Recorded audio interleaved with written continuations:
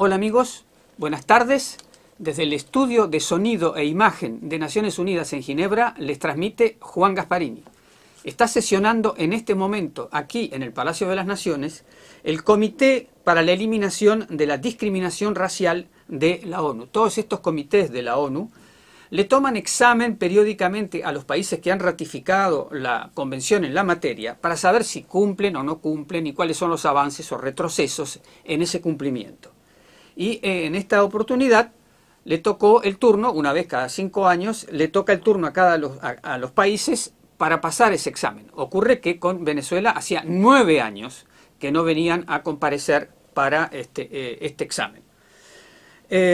Son 23 expertas, mujeres, no sé si hay expertos varones, hay uno solo, bueno, que se encargan de formular preguntas y formular al fin de esas preguntas y de las respuestas recomendaciones para mejorar el cumplimiento de la Convención. Buscan más que nada erradicar la violencia, la pobreza, la falta de protección legal, la negación de herencias o los derechos de propiedad y también el acceso al crédito de las mujeres. Entonces, yo quería decir que esto se desarrolla en dos partes de alguna manera. Primero, el Estado hace un informe de los avances o los problemas que tiene en los últimos años. Después, los expertos hacen preguntas y después se inicia un diálogo. Entre tanto, en ese contexto, las organizaciones no gubernamentales vienen a hacer su trabajo de influencia legítima porque representan a la sociedad civil, están a favor de los derechos humanos, conocen bien la convención y saben qué es lo que se le puede pedir o exigir al Estado. Estamos con Laura Lousa, que es dirigente, presidenta de Acceso a la Justicia, que es una ONG venezolana que ha venido aquí a Ginebra a este examen, y entonces tenemos el gusto y el honor de poder hacer una breve entrevista para saber cuáles han sido las cuestiones que se han tratado, porque el debate continúa en estos mismos momentos cuando está por terminar y estamos haciendo esta entrevista. Laura, buenas tardes. De la multitud de temas que han tratado, que yo los tengo en la cabeza, ¿cuál es el orden de prioridades? Por ejemplo, podríamos empezar hablando de derechos civiles y políticos. ¿Qué es lo que más les ha llamado la atención de lo que ha dicho el comité o de lo que ha dicho el gobierno para empezar este diálogo interactivo entre el periodista y la ONG? Sí, bueno, primero que todo, gracias por la invitación. Efectivamente, estamos con este comité de la CEDAW, que es este órgano de discriminación o de eliminación, mejor dicho, de la discriminación contra la mujer y que se ocupa de varios temas de manera interseccional, justamente pobreza, pues temas que tienen que ver con derechos civiles y políticos, etcétera. Y yo lo que pienso que más les ha impactado o lo que más les interesa saber si lo que dice el Estado venezolano en su informe es verdad o no. Es decir, puede haber unas leyes, puede haber una serie de declaraciones, puede haber un comité, puede haber un ministerio, pero ¿hasta qué punto eso se aplica en la práctica? ¿Hasta qué punto eso es real? ¿Por qué? Porque lo que sí está claro es que hay una situación de éxodo masivo y donde la mujer efectivamente está muy afectada y eso es algo que no se puede negar. Entonces le quieren preguntar al gobierno venezolano, bueno, pero ¿qué hace usted al respecto? ¿Hasta qué punto lo que usted dice que ha hecho y las leyes que dice que ha dictado se aplican en la práctica? ¿Qué impacto tiene eso? ¿Cuáles son las cifras? Por ahí va en general, ¿no? Sí. Bueno, Venezuela tiene un conflicto desde hace unos años atrás y hay una crisis humanitaria. Sin embargo, el embajador de Venezuela dijo que no hay conflicto, que no hay crisis humanitaria, sino que hubo una migración inducida por las medidas coercitivas unilaterales. Entonces, yo quería saber cómo ustedes reaccionan ante esta calificación, porque hay una resolución evocada en el debate del Consejo de Seguridad que ante situaciones de ese tipo el Estado está obligado a intervenir para resolver la situación. ¿Cuál es vuestra visión de esta cuestión? Por ejemplo, eso generó 7, 6, 8 millones de personas que abandonaron el país, hay un crecimiento de la pobreza, hay un deterioro del Estado. Sí, sin duda. Bueno, sí, fue muy impactante ver que el embajador de Venezuela aquí en la ONU dijo que no existe la crisis humanitaria cuando hay un plan humanitario país donde están Naciones Unidas y aparece en todos lados y allí están las agencias en Venezuela, entonces, y todo el tiempo se hace algo para justamente pedir dinero para ayudar a Venezuela. Es decir, es como tapar el sol con un dedo, ¿no? Luego dijo efectivamente que esa migración es inducida, de alguna manera como que hay países que le dijeron a Venezuela que a los venezolanos que están mejor y entonces la gente, como si fuera por gusto, se fue de su propio país en condiciones que sabemos además son muy malas y entonces hay un plan de vuelta al país donde han logrado como mitigar esa crisis, pero al final del día pues tampoco hay cifras, tampoco queda claro qué tanto eso mitiga la crisis y hasta qué punto es verdad eso, ¿no? Y bueno, en general hay una negación justamente de que haya habido un conflicto, que aquí no ha pasado nada. Sin embargo, todo el tiempo se habla de las sanciones internacionales como las responsables de todo lo que ha ocurrido y se habla de más de 900 sanciones y se dice que estas son prácticamente de 2014, cuando en realidad sabemos que las económicas son de 2017. Las primeras fueron individuales solamente, y las individuales, es decir, a los funcionarios no tienen ningún problema. Entonces se leen cifras donde se muestra que a partir de 2013-2014 el ingreso venezolano, la renta petrolera bajó, pero realmente fue porque bajó el petróleo y eso es un hecho público y notorio. Y además se sabe también que hubo un saqueo de la industria petrolera. De hecho, Rafael Ramírez, que era el presidente PDVSA en toda la época de Chávez, 2004-2013, después se escapó del país y el mismo gobierno venezolano reconoció que ahí hubo un saqueo y hay una extradición, una solicitud de extradición respecto de él. Entonces son cosas que son muy contradictorias y no se entiende, porque entonces si el Estado no se hace responsable, ¿cómo vas a resolver algo que tú no reconoces? Esa Claro. es la gran pregunta. Bueno, y además los distintos exámenes de distintos órganos de Naciones Unidas dicen que en ese contexto, en esos años, el gobierno se lo responsabiliza por crímenes de lesa humanidad y eso ha tenido una repercusión en la Corte Penal Internacional y hay la apertura, digamos, no sé si la oficina de la CPI de la Corte Penal Internacional en Caracas se abrió o no, pero había un acuerdo entre el fiscal y el gobierno, o sea que hay crímenes de lesa humanidad, hay indicios y hay una apertura de una investigación, ha reconocido el Estatuto de Roma Venezuela y entonces la situación, no solamente hay un problema con respecto a medidas coercitivas, sino también a violaciones graves y sistemáticas de los derechos humanos. Sí, pero entonces y otra vez en Venezuela tiene un caso en la Corte Penal Internacional contra los países que le han impuesto sanciones y ellos hablan de crímenes de lesa humanidad, pero no del gobierno venezolano, sino de esos países, porque entonces en teoría la crisis humanitaria y todo lo que ha pasado en Venezuela es por culpa de las sanciones, pero otra vez si revisamos las fechas, las protestas de 2014 y luego las de 2017, y es después que vienen justamente las sanciones generales y sectoriales, fueron anteriores a las sanciones generales y sectoriales. Entonces en eso de mezclar las individuales con las sectoriales hay ese juego que está muy mal, hay esa confusión que se crea, pero además obviamente los crímenes de lesa humanidad los comete un Estado en un país contra sus ciudadanos y tuvimos hace poco casi 9.000 víctimas, lo que fue enorme, que le dijeron o presuntas víctimas a la Corte Penal, mira señores, nosotros hemos sido víctimas y de hecho no nos han hecho justicia acá en Venezuela y no nos van a hacer y por eso queremos que el caso siga por allá. Entonces es una serie de cosas que uno no entiende y sobre todo causan mucha frustración porque al final si el Estado venezolano no termina de reconocer que no lo ha hecho bien y que el país está a la deriva como está, sin un Estado que se ocupe de su gente y en un desgobierno donde hay cantidad de grupos y de delincuencia organizada y bandas organizadas y militares que hacen lo que quieren y en general toda la burocracia gubernamental, pues evidentemente no puede haber un resultado distinto al que ha habido hasta ahora, sino que la cosa cada vez va peor, que eso es lo que dicen en realidad las estadísticas. Sí, la Corte Penal Internacional ha identificado miles de víctimas que han sufrido distintos crímenes, desapariciones forzadas, ejecuciones extrajudiciales. Eso ha sido tratado en el Consejo de Derechos Humanos aquí en paralelo, por tanto tendrían que responder sobre eso. Pero entrando ahora en más otros derechos, digamos, que aquí en este comité se han venido tratando, con respecto a los derechos de la mujer. ¿Cuáles son las reivindicaciones que encarnan las ONG, y en este caso la de ustedes? ¿Cuáles son los reclamos? ¿Hay una estrategia de igualdad de género en Venezuela? ¿Hay estadísticas? ¿Hay datos? ¿Hay una justicia de género?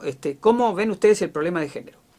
Sí, en Venezuela en realidad el gobierno dice que es un gobierno obrero por un lado y por otro lado es un gobierno progresista, de izquierda. Entonces el tema de la mujer y del género evidentemente son temas importantes. Sin embargo, ese es el discurso, pero no es la realidad.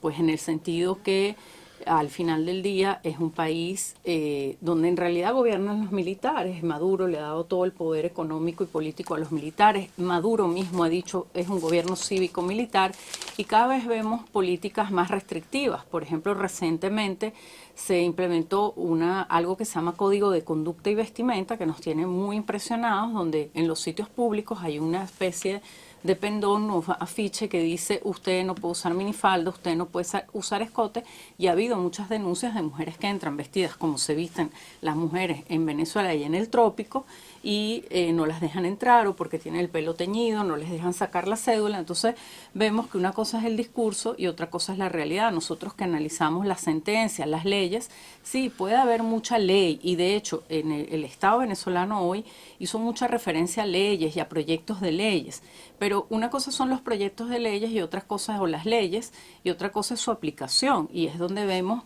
que el Estado venezolano está desestructurado y no tiene realmente, no solo porque no tenga el presupuesto, sino que realmente no tiene funcionarios que están capacitados y el único discurso al final es yo me mantengo en el poder y tú, ciudadano, eres un enemigo que te volteaste algún día o me criticas o cualquier crítica no me gusta, y eso es lo único que importa. No importa si seas mujer o hombre.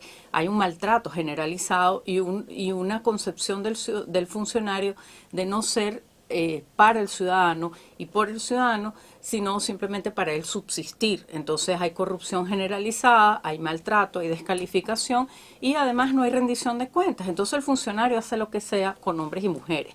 Y obviamente la mujer es la que sobre todo va buscando justicia porque es la esposa de alguien que a lo mejor asesinaron. Los hombres son más susceptibles de violencia en el país, sobre todo los jóvenes, y eso hace, y lo ha documentado la alta comisionada, la ex alta comisionada, vamos a decir, en varios informes, y eso hace que son las que son más revictimizadas. Claro, hay una situación entonces de impunidad, porque los crímenes han sido identificados, la Corte Penal Internacional se ha puesto a trabajar porque el país no hace la tarea y ha tratado de generar un mecanismo de cooperación entre la CPI y el Estado, si el Estado está dispuesto a avanzar, pero no se logran resultados.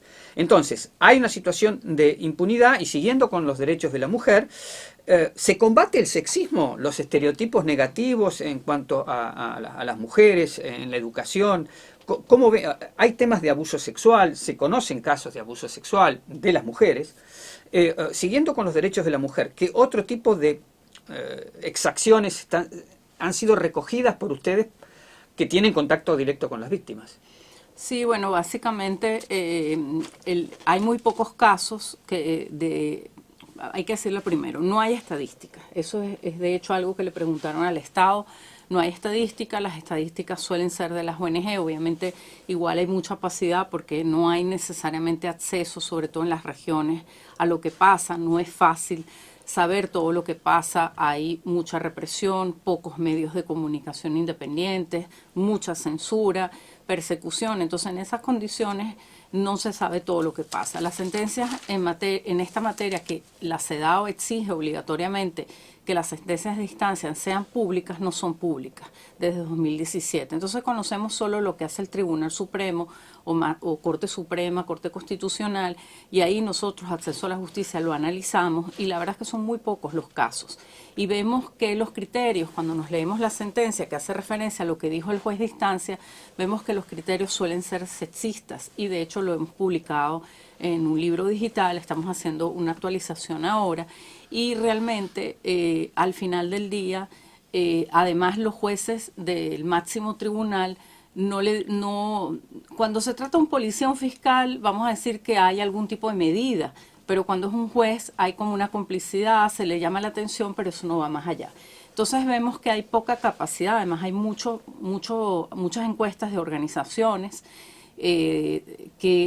otra vez de la sociedad civil, sobre cómo los policías, los fiscales, los jueces tratan a las víctimas, a las mujeres víctimas de violencia de género, y en general se ha demostrado que hay un gran porcentaje, más del 70%, que no son tratadas como debe ser. Hay desconocimiento de la ley, lo dijo la misma Bachelet en sus informes, y no se conoce el lenguaje de género y hay estereotipos de género.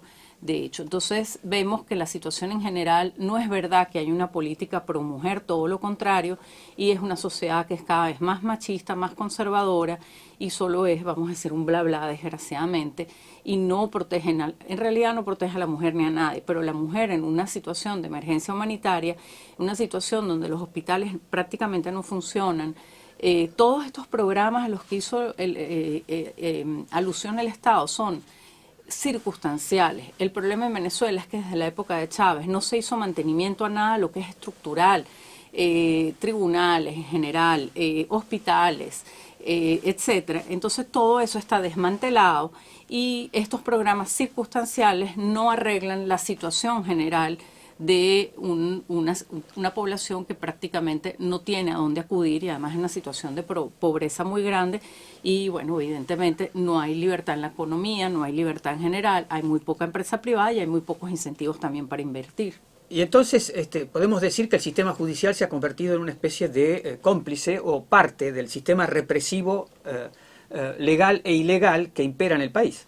Así es, y de hecho lo dijo la Misión de Determinación de Hechos de la ONU en su informe de 2021. Es cómplice de los crímenes de lesa humanidad que se ha cometido y no ejerce su rol básico de control judicial y de protección de los ciudadanos, todo lo contrario. Bien, y por último, bueno, ustedes, para ir por la positiva, plantean que tiene que haber reformas, que tiene que haber objetivos para el sistema judicial, que tiene que ser independiente, perspectiva de género, defensa pública independiente con abogados independientes y autónomos, capacitación en derechos humanos y ocuparse también de los pueblos indígenas, de sectores más bien retirados del país donde hay también otro tipo de problemas y además hay otras estructuras de otros órganos de la ONU que tienen convenciones que se tendrían que ratificar. Ustedes piden, las ONG piden ratificar la Convención por las Desapariciones Forzadas y el protocolo de la tortura. O sea, sí. Para ir terminando, ¿cuál sería, digamos, el objetivo para ir por la positiva y no digan que las ONG son solamente haciendo críticas, que la situación va mal, etcétera, sino cuál es vuestra propuesta de cómo tendría que reformarse o mejorarse el sistema judicial? Bueno, lo primero y lo más básico es que los jueces se hagan los concursos de oposición de los jueces, también de los fiscales y los defensores públicos, que sean independientes y que puedan tener estabilidad en su cargo y con eso no estarán sujetos a presiones políticas y con eso podrán dictar justicia realmente. Eso es lo primero. Si el Poder Judicial es independiente y todo el sistema de justicia lo es, empieza a haber Estado de Derecho, empieza a haber protección y todo empieza a cambiar. Ese para nosotros es algo transversal, eso se ha dicho, lo dijo también la misión que vino por la Unión Europea cuando hubo el tema electoral. Entonces, sin eso no tienes nada, ni siquiera puedes tener unas elecciones libres y dónde vas a reclamar además si las tuvieras. Entonces, esa es la base y es lo transversal en todo. Bien, Laura Lousa, te agradecemos. Si querés agregar algo más, vamos cerrando. No sé si querés hablar del SIDA, de las esterilizaciones forzadas, las víctimas son mujeres, el problema de la paridad. O sea, si querés algunas palabras finales para cierre, porque se nos acaba el tiempo. Sí, en Venezuela no hay real libertad económica, vamos a decir, no hay incentivo a las empresas para invertir o para funcionar, hay muchísimos controles del Estado, el Estado empieza a soltar pero luego le da como miedo y entonces eso hace que evidentemente, aunque hubo un momento en que se dijo que Venezuela se arregló, ahora si vemos los indicadores económicos ya estamos bajando de 8%. estamos en decrecimiento otra vez, después de 2 años en crecimiento, muy bajo, pero como estábamos en tanto decrecimiento, parecía que había un boom, pero ya estamos decreciendo, porque si tú no haces una política estructural de cambio, de desarrollo, de Estado de Derecho y de seguridad jurídica, puedes hacer cambios circunstanciales, pero al final no es sostenible en el tiempo. Entonces, ojalá el gobierno eso lo entienda y empiece a hacer esos cambios que son estructurales, que dan una idea distinta y pueda haber de verdad un desarrollo, porque si no, cada quien está por su lado y realmente hay poco que hacer allá, es difícil, hay mucho que hacer, pero hay pocas oportunidades en la realidad porque hay demasiadas restricciones del Estado. Y además a ustedes los acosan legalmente con una ley de reforma o de modificación de las ONGs. Sí, todo el tiempo hay alguna cosa, ahora una última, y que nos preocupa mucho porque ahorita justamente acaban de nombrarla y la vendieron como es que es una libertad pro asociación o libertad de asociación, y en realidad es todo lo contrario, no es un simple registro, es una autorización, y de hecho ya hay un organismo internacional que está compuesto por países que se llama Gafi, que es contra la lucha del terrorismo, y ya dijo, hay un informe publicado y una evaluación de Venezuela, y ya dijo expresamente que todo lo que se ha hecho no es para la legitimación de capitales o para la lucha de eso, como dice el gobierno venezolano, que nosotros legitimamos capitales, sino para restringir a las ONG. Laura Louza, muchas gracias. Desde Ginebra les transmitió Juan Gasparini.